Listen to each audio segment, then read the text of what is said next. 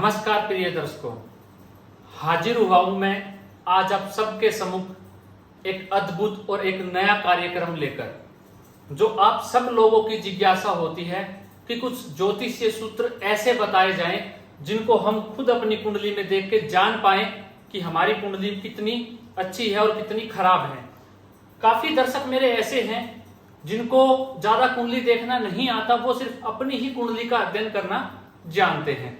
वो जब भी अपनी कुंडली को देखते हैं तो सबसे पहले राजयोगों की तलाश करते हैं कि अपनी कुंडली में कितने राजयोग लगे हुए हैं। तो आज मैं कुछ ऐसा ही अनोखा कार्यक्रम बनाने की कोशिश की है आप सब लोगों के लिए कि आप भी जान पाएं कि आपकी कुंडली के अंदर अगर कोई ग्रह जैसी अवस्था मैं बताऊं उस अवस्था में है तो निश्चित ही आपके साथ वैसा ही होने वाला है। तो अभी तक आपने चैनल को सब्सक्राइब नहीं किया है तो चैनल को सब्सक्राइब कर लीजिएगा और बेल नोटिफिकेशन आइकन को भी दबा दीजिए, क्योंकि मैं आप सबके लिए मेहनत करता हूं और आपके लिए ही कार्यक्रम लेके आता हूं जो आप सब लोगों के काम आ सके। मेरा मेन उद्देश्य सिर्फ इतना ही है कि मैं आपको ज्योतिष के माध्यम से आपको यह बता पाऊं कि आपकी कुंडली में कितने योग बनते हैं और आपका आने वाला जीवन काल कैसा होने वाला है अपने ज्ञान और अपने सामर्थ्य के अनुसार, और आप खुद भी जान पाएं और खुद भी सीख पाएं और खुद अपनी कुंडली का आकलन कर पाएं, देख पाएं कि आपकी कुंडली में भी कितने योग बने हुए हैं। तो ऐसे ही कुछ 12 योग लेके मैं आप सबके सामने हाजिर हुआ हूं। कुछ ऐसे सूत्र बताऊंगा मैं आपको, अगर आपकी कुंडली में है तो आप कुछ ना कुछ तो अपने बारे में जान ही जाओगे खुद अपनी कुंडली को देख के और घर बैठे सिर्फ मेरी वीडियो के माध्यम से। मेरा सिर्फ उद्देश्य इतना ही है कि आपका मेरे माध्यम से आपको कुछ ज्ञान दिया जा सके, आप कुछ सीख पाओ और ज्योतिष को समझ पाओ, यही मेरा एक उद्देश्य है। चलिए अपने कार्यक्रम को ज्यादा बड़ा ना करते हुए शुरू करते हैं। आज के ये कुछ कमाल ज्योतिषीय सूत्र आपके लिए, आपके जीवन काल को संवारने के लिए आपकी कुंडली में है या नहीं आप देखिए।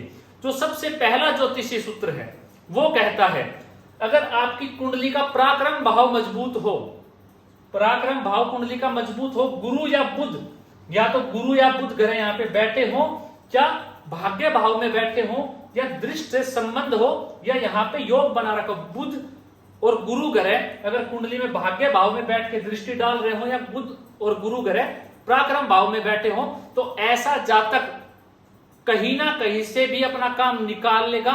मीठा बोलने वाला होता है, मीठा मीठा बोल के अपना काम निकालने में माहिर होता है।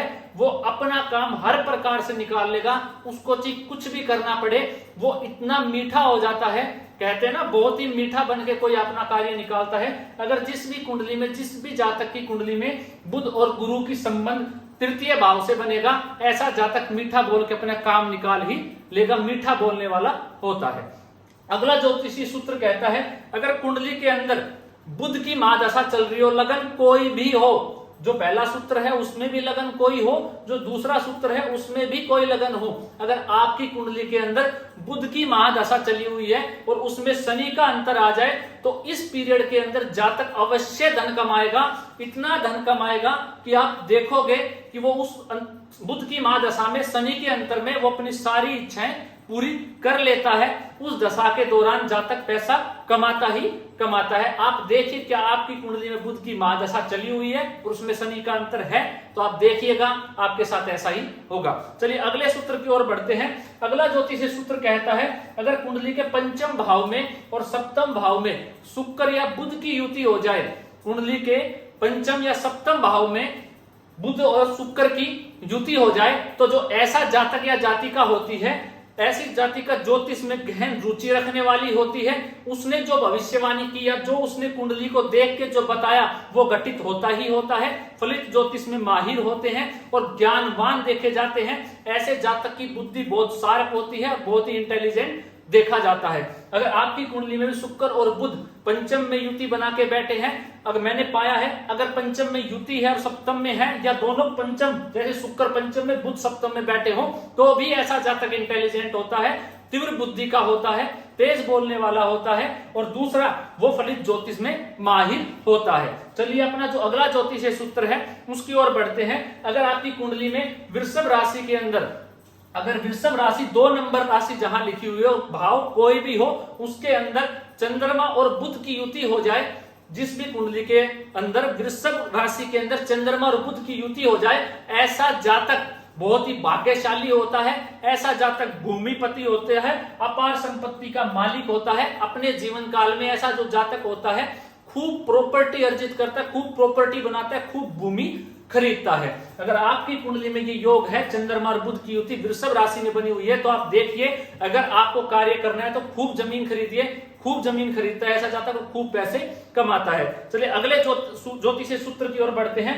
अगर वृश्चिक लगन की कुंडली हो, 8 नंबर यहाँ पे लिखा हो, जहां पे 6 नंबर लिखा हुआ है, अगर यहाँ पे 8 नंबर लिखा हो आपकी कुंडली के अंदर, और छठे भाव के अंदर जो ये भाव इसमें बुध बैठा हो, तो ऐसा जातक आजीवन धनी बना रहता है, लेकिन आजीवन रोगी भी रहता है। जो भी वो पैसा कमाता है, रोग के चलते उस पैसे का वो भोग नहीं कर पाएगा।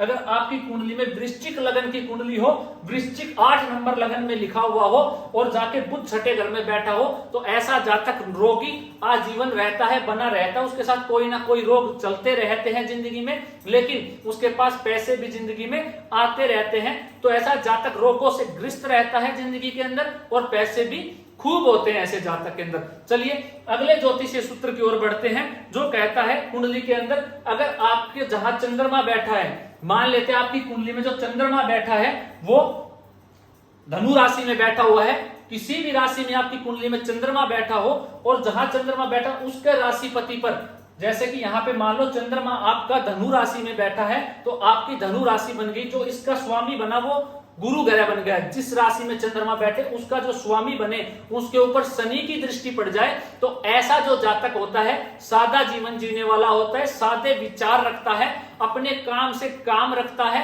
कहीं उसको अनाप शनाप जगह जाना, फालतू बातें करना बिल्कुल भी पसंद नहीं होता है, और अपनी जिंदगी को सादा जीवन जी के व्यतीत करता है और अच्छा जीवन जीता है। चलिए जो अगला ज्योतिषीय सूत्र कहता है वो ये कहता है कि 7वें घर के अंदर आपकी कुंडली में जो 7th हाउस है, कोई भी लगन हो, 7वें घर के अंदर गुरु और मंगल युति बना के बैठ जाए, तो जो ऐसा जातक होता है उसके दाम्पत्य जीवन में, वैवाहिक जीवन में कष्ट देखा जाता है। चाहे वो अपनी पत्नी से, उसकी पत्नी का कहीं ट्रांसफर हो जाए, दूर चली जाए, कुछ भी हो, लेकिन उसके दाम्पत्य जीवन में कष्ट देखा जाता है। चाहे वो ट्रांसफर करके दूर हो जाए, या उनकी आपसी संबंध अच्छा ना होने के कारण उनमें विचारों में मतभेद हो, तो फिर भी कुछ भी हो, 7वें भाव में अगर गुरु और मंगल की युति है, तो जो ऐसी जाति का या जातक होता है उसके गृहस्थ जीवन में दिक्कत होती है, लेकिन समाज में पूजनीय होता है, मान सम्मान होता है ऐसे जातक का, और समाज में छा जाता है। क्योंकि गुरु ज्ञान और मंगल पराक्रम, जब ज्ञान और पराक्रम का सहयोग बनेगा तो निश्चित ही ऐसा जातक अपने जीवन काल में खूब ऊंचाइयां हासिल करता है। लेकिन अगर ये युति 7वें भाव में बन जाए, तो ऐसा जो जातक होगा अपने जीवन काल में दाम्पत्य सुख नहीं भोग पाएगा। चलिए अगले ज्योतिषीय सूत्र की ओर बढ़ते हैं। अगला ज्योतिषीय सूत्र कहता है अगर मंगल और बुध की युति, अगर कुंडली में मंगल और बुध की युति 10वें घर के अंदर हो जाए, लगन कोई भी हो, मंगल और बुध की युति 10वें घर के अंदर हो जाए, तो ऐसा जातक सरकार से सम्मानित होता है, मान सम्मान बहुत होता है ऐसे जातक का। ऐसा जातक वैज्ञानिक प्रवृत्ति का होता है, ऐसा जातक वैज्ञानिक होता है, और सरकार से लाभ प्राप्त करता ही रहता है अपनी आजीवन, और अपनी जिंदगी के अंदर खूब मान सम्मान ऐश्वर्य का धनी होता है, हर प्रकार के सुख भोगता है, किसी चीज की उसके पास कमी नहीं रहती है। हाँ, ऐसा जातक थोड़ा धैर्यवान जरूर होता है। चलिए जो अगला ज्योतिषीय सूत्र कहता है वो ये कहता है अगर आपकी कुंडली में, आपकी कुंडली के अंदर अगर मंगल, आपकी कुंडली में मंगल ग्रह से एक ग्रह आगे सूर्य बैठ जाए, जैसे कि मंगल आपके 10वें घर में बैठा हो, मंगल आपके 4थे घर में बैठा, तो एक घर आगे सूर्य बैठ जाए, मंगल से एक घर आगे लगन कोई भी हो, ऐसा जो जातक होता है अपने माँ बाप का अनादर करने वाला होता है, अपने माँ बाप की इज्जत नहीं करता है। ऐसा जो जातक होता है समाज में खूब पूजनीय देखा जाता है, समाज में उसका खूब मान सम्मान होता है, लेकिन सूर्य से एक घर आगे होने से ऐसा जातक अपने माता पिता का मान सम्मान नहीं करता है, लेकिन समाज में उसका खूब मान सम्मान देखा जाता है।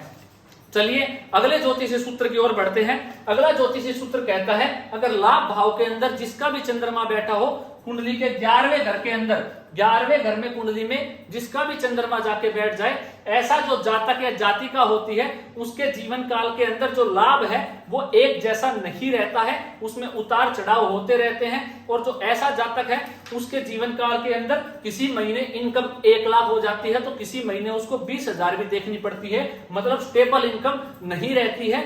जब भी उसको अपने पैसों के लिए जरूरत पड़ती है, उसको जब पैसा चाहिए होता है तो उसके पास उस समय पैसा नहीं होता है। वैसे उसके बैंक बैलेंस होता है, लेकिन जब उसको जरूरत पड़ेगी तो वो कहीं भी खर्च हो जाए, उससे पहले कुछ भी हो जाए, लेकिन उसके पास उस समय तंगी पैसों की आ जाती है। चलिए अगले ज्योतिषीय सूत्र की ओर बढ़ते हैं। अगला जो ज्योतिषीय सूत्र कहता है अगर 10वें घर के अंदर मंगल स्वयं राशि का या उच्च राशि का बैठ जाए, 10वें घर के अंदर, 10वें घर में कुंडली में लगन कोई हो, कोई मतलब जो यहाँ 5 नंबर यहाँ पे जो है स्वयं राशि का यहाँ पे 1 नंबर या 8 नंबर लिखा हो, जब भी लगन पे यहाँ पे 1 नंबर या 8 नंबर लिखा होगा, अगर यहाँ पे 1 नंबर लिखा है तो यहाँ पे कर्क राशि बन जाएगी। कैसे? 2, 3, 4 कर्क लगन बन जाएगा। तो कर्क लगन में मंगल यहाँ स्वयं राशि का होगा, या वृश्चिक राशि हो, या यहाँ पे मंगल अपनी मकर राशि उच्च राशि में बैठा हो 10वें घर के अंदर, तो ऐसा जातक मैंने देखा है अपने जीवन काल के अंदर कुल दीपक होता है, खूब मान सम्मान कमाता है, खूब श्रेष्ठ धन देखा जाता है, खूब संपत्ति अर्जित करता है और बड़ा अधिकारी निश्चित ही होता है। पुलिस लाइन में या आर्मी, एयरफोर्स, नेवी में ऐसा जातक छोटी उम्र से ही लग जाता है, 18 से 20 साल की आयु में ही इस लाइन में आ जाता है और बड़ा अधिकारी बनता है, उच्च पद प्राप्त जिंदगी के अंदर करता है। चलिए अगला ज्योतिषीय सूत्र मैं आपको बता दूं। अगला ज्योतिषीय सूत्र कहता है मेष लगन की कुंडली हो, मेष लगन की कुंडली के अंदर गुरु की दृष्टि सूर्य के ऊपर जाकर पड़ जाए तो ऐसा जातक अपने जीवन में खूब मान सम्मान अर्जित करता है, खूब इंटेलिजेंट देखा है, खूब अपने सूर्य के गुणगान करवाता है। ऐसा जातक धर्म से जुड़ के चलने वाला होता है, हर प्रकार से जिंदगी में सुख भोगता है। तो जो आज ये ज्योतिषीय सूत्र थे ये आप सबके लिए सजाए हुए और कमाल के ज्योतिषीय सूत्र थे। अगर आपकी कुंडली में ये घटित हो रहे हैं तो आप देख लीजिएगा, निश्चित ही आपके साथ वो चीजें होंगी।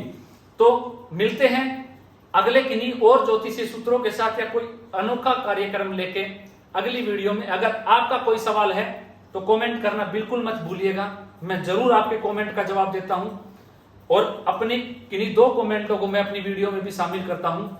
आज ज्योतिषीय सूत्र होने की वजह से मैंने कोई कमेंट शामिल नहीं किए, लेकिन अपनी अगले आने वाली वीडियो के अंदर मैं ये जो पीछे के जो कमेंट छूटे हैं उन सब की भरपाई अगली वीडियो में की जाएगी। अगर आपका कोई सवाल है तो जरूर पूछना बिल्कुल मत भूलिएगा, जवाब निश्चित तौर पे आपको दिया जाएगा। तो आज के लिए इतना ही, मुझे इजाजत दीजिए। अगर कार्यक्रम पसंद आया हो तो चैनल को जरूर सब्सक्राइब कर लीजिएगा। नमस्कार।